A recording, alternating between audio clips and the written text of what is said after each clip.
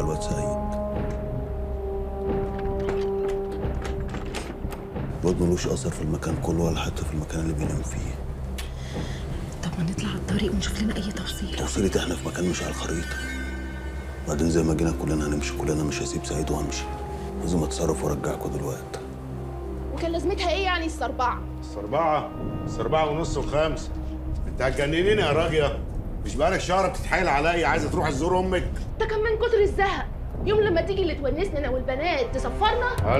لوك بقى على الصبح، مفيش دماغ. بقول لك ايه؟ قلت لك مرة واتنين قبل كده المكان مش هيسعنا كلنا. بعدين هم يومين عند امك على ما الناس تمشي هاتي بناتك وارجعي. ويلا بقى عشان العربية اللي بره دي بالساعة مش بالمشوار. يلا. طب شيل معانا الشنطه حتى. لا شيليها انت عشان بعد كده بحط فيها الدولاب كله. يلا يا بت.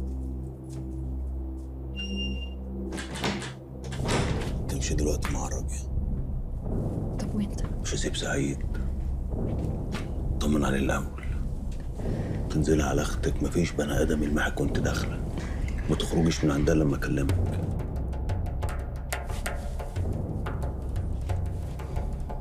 خلي بالك من نفسك.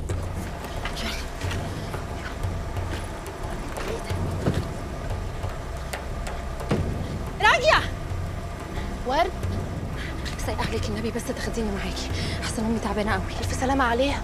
بس ده احنا مش رايحين مصر. مش مشكلة، حطيني بس على اول الطريق وانا هتصرف والنبي. ماشي يا ست اركبي. طب الحمد لله. اركبي يا رايحين جنب اخواتك. اركبي.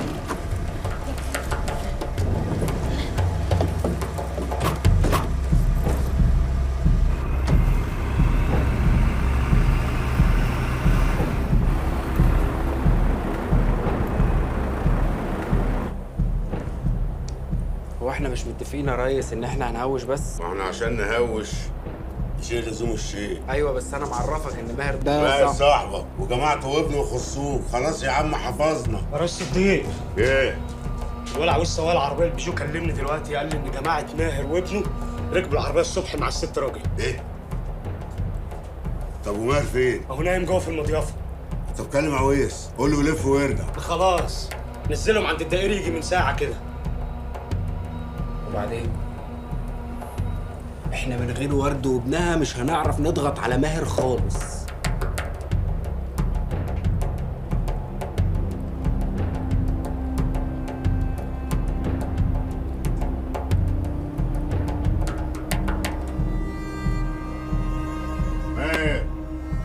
ماهر خلايف ابويا اللي قتل ابوك يا خلايف، هتقتلوني انا ليه؟